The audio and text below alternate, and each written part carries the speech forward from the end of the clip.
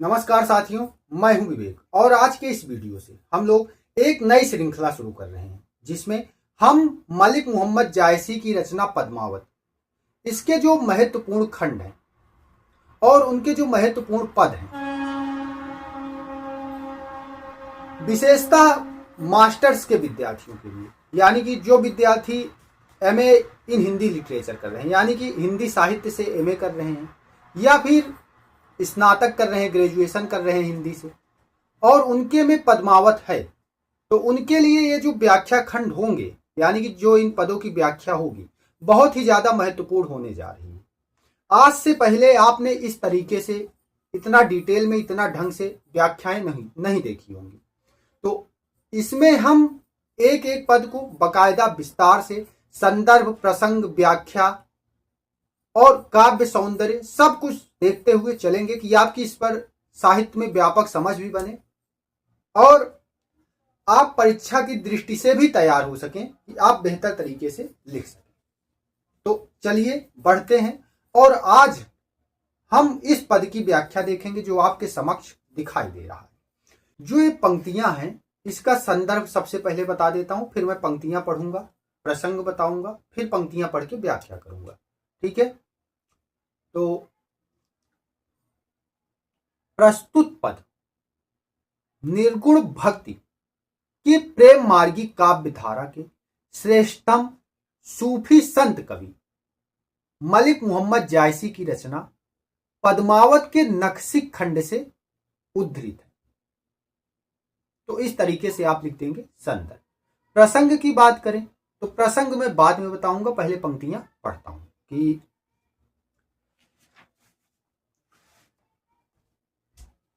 का सिंगार ओहि बरनौ राजा, ओहि क सिंगार ओहि पै छाजा। प्रथम शीस कस्तूरी केसा, बलि बासुकी का और नरेसा। भौर केस वह मालती रानी, बिसहर लुरे ले अर घानी। बेनी छोरी झार जो बारा, सरग पतार होई अंधियारा। कुंवर कुटिल केस नगकारे, लहरनि भरे बुअंग बेसारे। बेधे जनौ मलय गिरी बासा, सोस चढ़े लोटहि चहुपासा। धुंधुआर अलकै बिष भरी, सकरे प्रेम चाहें ग्यू परी। अब इसके बाद दोहा है कि अस फंदुआर केसवय, पराशीस ग्यू फांद। अष्टी कुरी नाग सब, अरूझ केस के बांध। तो ऐसे तो समझ नहीं आया होगा, लेकिन व्याख्या बता देने के बाद बहुत बेहतर तरीके से, बहुत ढंग से समझ आ जाएगा। सबसे पहले प्रसंग देखते हैं कि प्रस्तुत पद में जायसी ने कवि कौशल की नवीनता और उत्कृष्टता का परिचय देते हुए बेहतरीन श्रृंगार वर्णन किया है। ऐसा श्रृंगार वर्णन कि जो आधुनिक काल के लेखक बने फिरने वाले लोग हैं, जो संगीतज्ञ, गीतकार बनते हैं, भोजपुरी में श्रृंगार वर्णन आप लोग देखते ही होंगे किस तरीके का श्रृंगार वर्णन रहता है, तो वो लोग यहां तक पहुंच ही नहीं सकते कि इस तरीके का श्रृंगार वर्णन भी हो सकता है।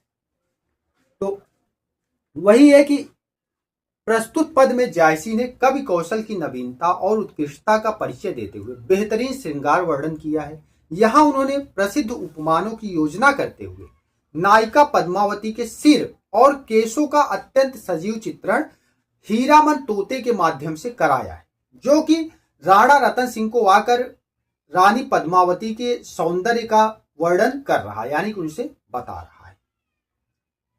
अभी ये तो हुआ आपका प्रसंग, व्याख्या करेंगे, लेकिन उससे पहले कुछ महत्वपूर्ण शब्द हैं इसमें, जो परिभाषिक शब्द हैं उनको देख लेते हैं, या फिर मैं व्याख्या कराता चलूंगा, उसी में बताता चलूंगा। ऐसा कर लेते हैं कि का सिंगार ओहि बरनौ राजा, ओहि क सिंगार ओहि पै छाजा। यानी कि का सिंगार, सिंगार मतलब श्रृंगार, ओहि बरनौ राजा की, हे राजा, कि उसके लिए श्रृंगार क्या है। मतलब वो वाली बात है कि ना कजरे की धार, ना कोई किया सिंगार, फिर भी कितने सुंदर हो। कि का सिंगार ओहि बरनौ राजा, ओहि क सिंगार ओहि पै छाजा। मतलब जो रानी पद्मावती है और जो श्रृंगार है, दोनों एक दूसरे के पर्याय बन गए हैं। का सिंगार ओहि बरनौ राजा, ओहिक सिंगार ओहि पे छाजा। यानी कि छाजा मतलब सुशोभित होता है, शोभित होता है। जो श्रृंगार है वो रानी पद्मावती का पर्याय बन चुका है कि जो उसका श्रृंगार है वो उस पर इस प्रकार सुशोभित होता है कि श्रृंगार और पद्मावती दोनों एक दूसरे के पर्यायवाची कहे जा सकते हैं। प्रथम शीश कस्तूरी केसा, बलि बासुकी का और नरेसा। अब यहां देखिए, प्रथम शीश, सबसे पहले उसके शीश का वर्णन सुनो कि वो कस्तूरी के समान उस पे जो केस लटक रहे हैं, यानी कि जो केस हैं, बाल हैं उस शीश पर।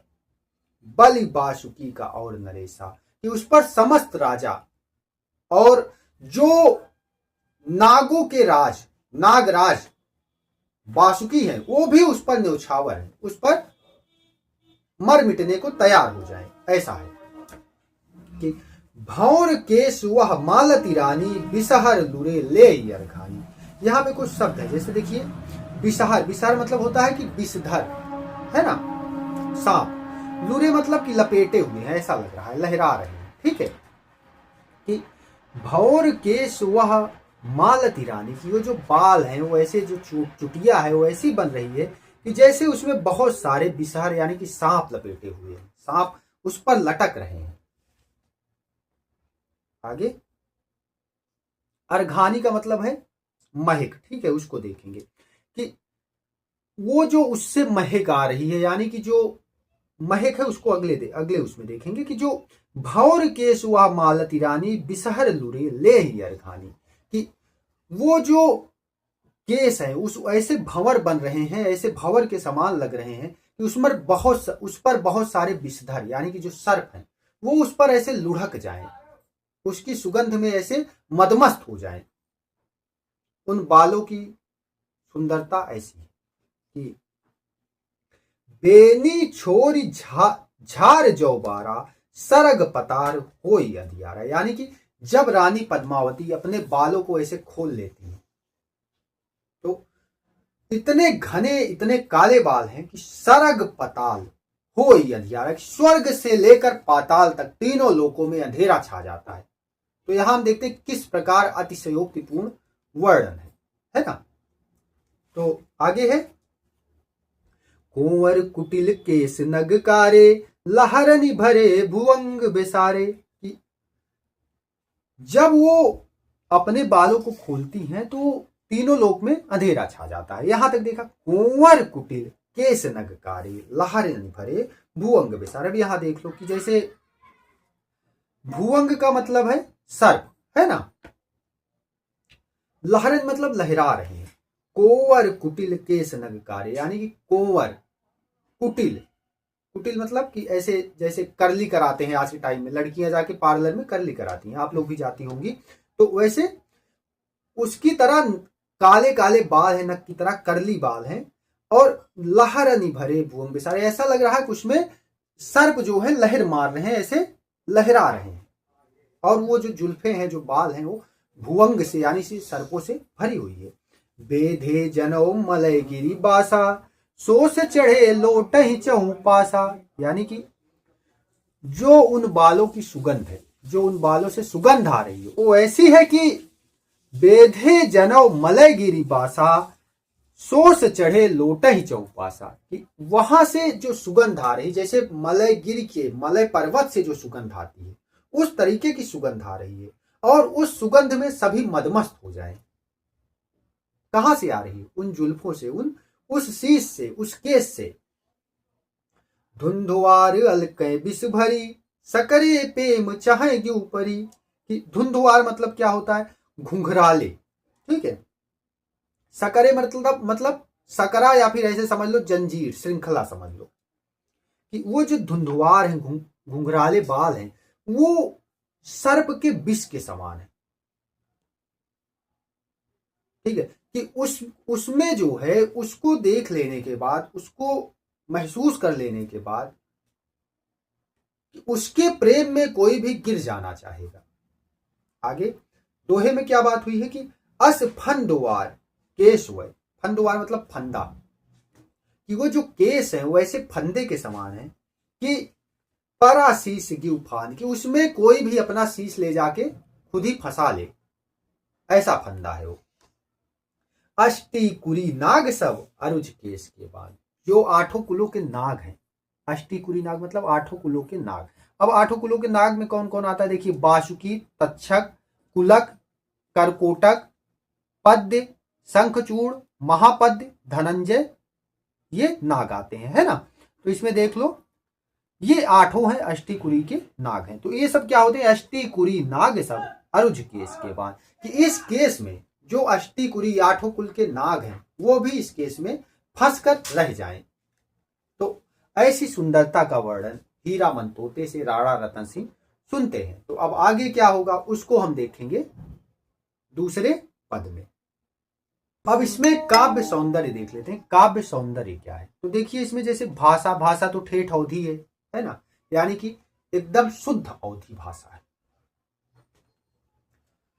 और शैली प्रबंधात्मक है, वर्णनात्मक है, गेय पद है ना, कि जैसे गा सकते हो, का सिंगार ओही बरनौ राजा, ओही के सिंगार ओही पे छाजा। तो ऐसे गा के पढ़ सकते हो। अलंकारों की बात करें तो अनुप्रास है ना, कोवर, कुटिल, केस, नगकारी। तो देखो एक ही वर्ड बार बार आ रहा है। ऐसे अतिशयोक्त भी है कि बालों से अंधेरा छा जाता है, कि जैसे ये वाला बेनिछोरी छार जो बारा, सरग पतार होई अंधियारा, इस लाइन में है अतिशयोक्त। उपमा और उत्प्रेक्षा है, जैसे बालों की तुलना नाक से की जा रही है ना। रूपक है, प्रेम के फंदे में पड़ जाना। इसी तरीके से रस की बात करें, श्रृंगार रस है, सहयोग पक्ष है ना। अलौकिक प्रेम की झलक है, जो सूफियों में सामान्यता देखने को मिलती है, यानी कि वो लोग लौकिकता से अलौकिकता की ओर यानी पारलौकिकता की ओर जाते हैं, तो वो चीज यहाँ देखने को मिलती है। छंद दोहा है और चौपाई है, यानी कि पहले हम देखते हैं चौपाइयां है, फिर उसके बाद आखिरी में दोहा है। तो अच्छा लगता है, समझ आता है तो बताइएगा, कमेंट करिएगा, लिखिएगा, क्या इंप्रूवमेंट हो सकती है वो भी बताइएगा। तो उस तरीके से अगले वीडियोज में परिवर्तन के साथ जो हो सकेगा उसके हिसाब से लाने की कोशिश करूंगा और बेहतरीन समझाने की कोशिश करूंगा। मिलते हैं, धन्यवाद।